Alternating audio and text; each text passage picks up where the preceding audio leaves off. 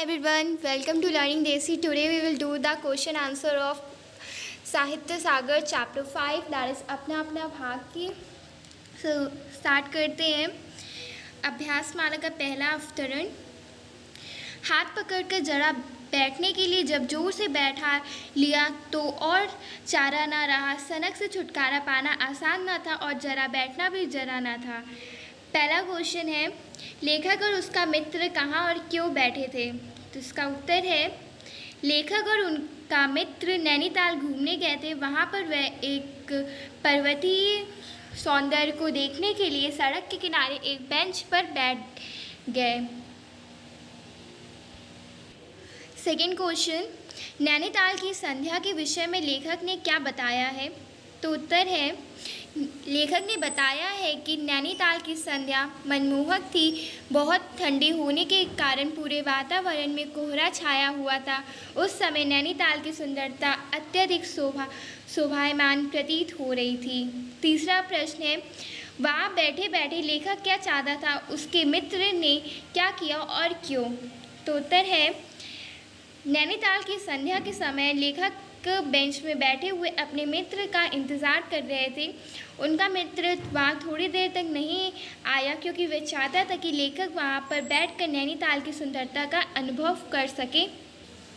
Fourth question, चारा ना रहा से क्या तात्पर्य है? लेखक के लिए चारा क्यों नहीं रहा तथा जरा बैठना भी जरा ना था कहकर लेखक मित्र के विषय में क्या बताना चाहते हैं? तो उत्तर है, चारा ना रहा से तात्पर्य है मजबूरी से, क्योंकि उस दिन बहुत ठंडी हवा चल रही थी जो लेखक को अत्यधिक परेशान कर रही थी। इसलिए वे वहाँ बैठना नहीं चाहते थे, किंतु अपने मित्र के आग्रह पर वहाँ थोड़ी देर बैठ गए। सेकेंड अवतरण। गाइस, अगर आपको इस चैप्टर की PDF फॉर्म चाहिए तो आप लर्निंग देसी की वेबसाइट विजिट कर सकते हैं।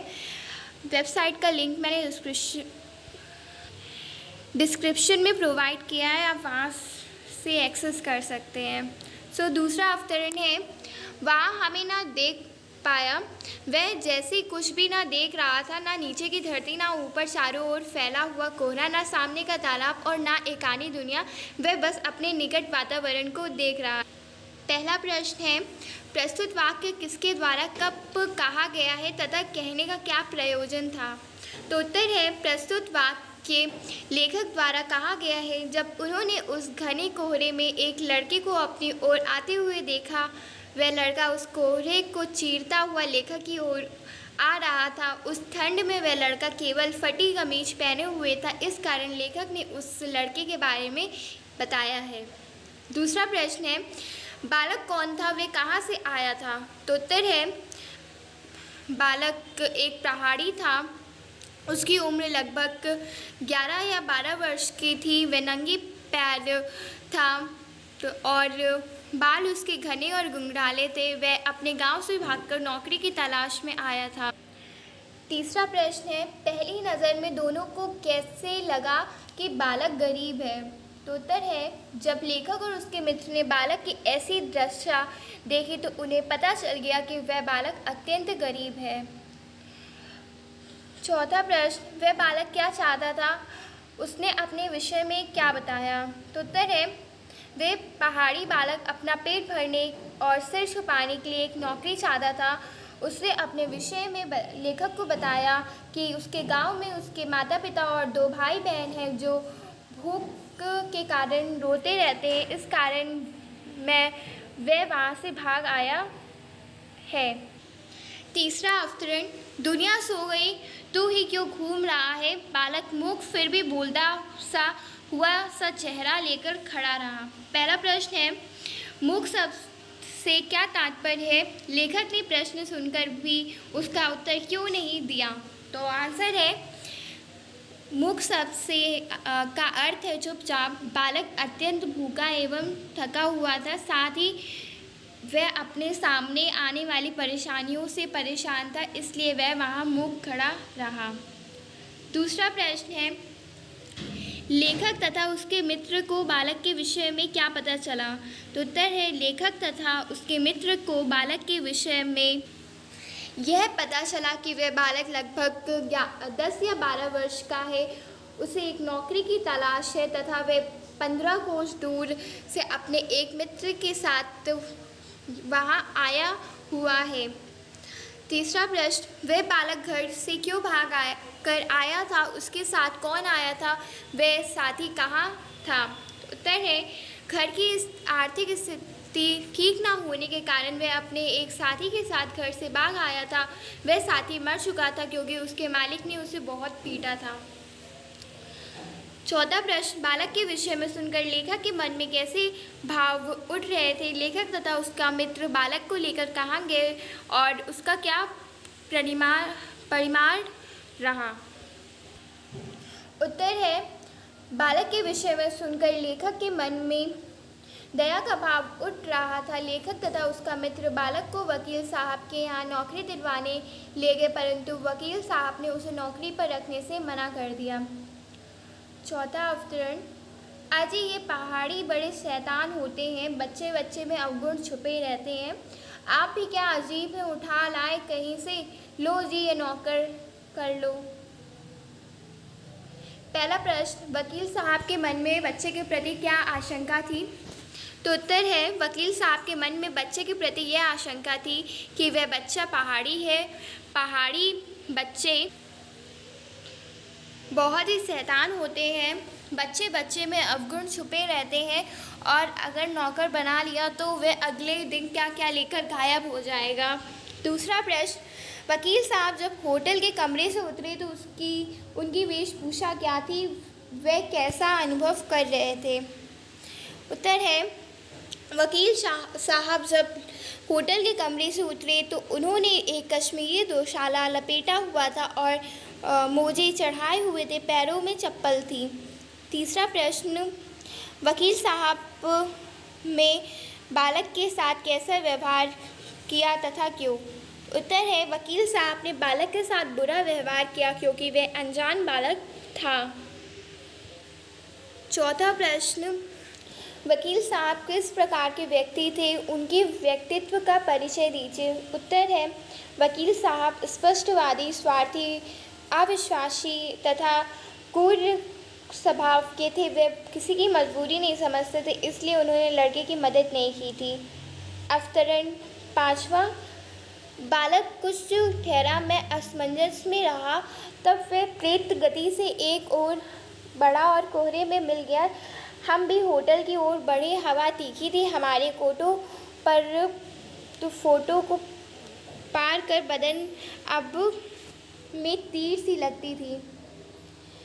पहला क्वेश्चन, बालक को कुछ ठहरना फिर बिना कुछ कहे चले जाना उसके चरित्र के किन विशेषताओं का परिचायक है। उत्तर है, इस कथन से पता चलता है कि बालक भूखा, लाचार और गरीब था। दूसरा प्रश्न, वकील साहब और दोनों मित्रों विराट किस प्रकार से और कहाँ काटी। उत्तर है, बालक से बात करने के बाद वकील साहब अपने होटल के कमरे में चले गए और लेखक तथा उसका मित्र भी अपने होटल के कमरे में आ गए। उन सभी ने मुलायम और गर्म रजाई में अपनी रात आराम से सोते हुए गुजारी। तीसरा प्रश्न, सोते समय उदास होकर मित्र ने क्या कहा, वह उदास क्यों। उत्तर है, मित्र ने कहा, स्वार्थ जो कहो, लाचारी कहो या बेहयाई। वकील साहब के द्वारा बालक को नौकरी न देने पर वह उदास हो गए। वह लोग बालक की मदद करना चाहते थे परंतु वह कर ना सके। चौथा अवतरण फोर्थ क्वेश्चन, प्रस्तुत कहानी का उद्देश्य स्पष्ट कीजिए। तो उत्तर है, लेखक कहानी के द्वारा पाठकों का ध्यान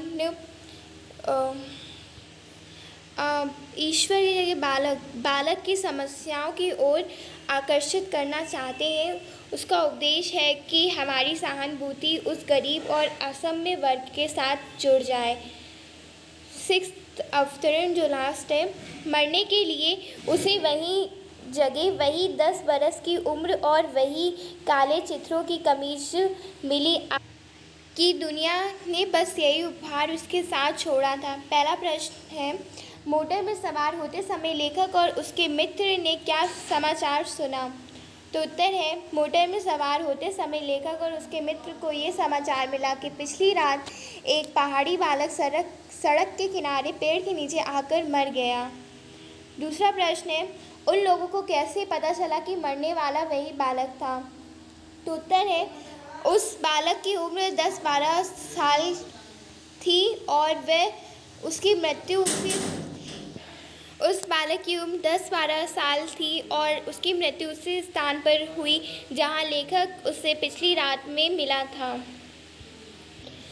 तीसरा प्रश्न, आपके विचार में लड़के की मृत्यु का क्या कारण था? यदि दोनों मित्र वकील साहब से कह देते कि वह लड़के को जानते हैं तो क्या होता? क्या तब भी लड़का भाग्यवश मर जाता?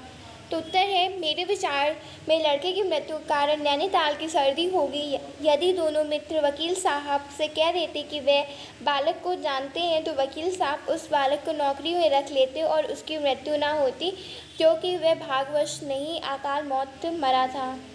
चौथा प्रश्न, बतलाने वालों ने लेखक तथा उसके मित्र को लड़के के विषय में क्या बताया?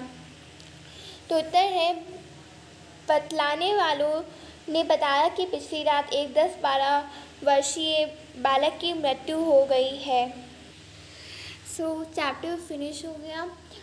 If you like our video don't forget to subscribe learning days. See thanks for watching.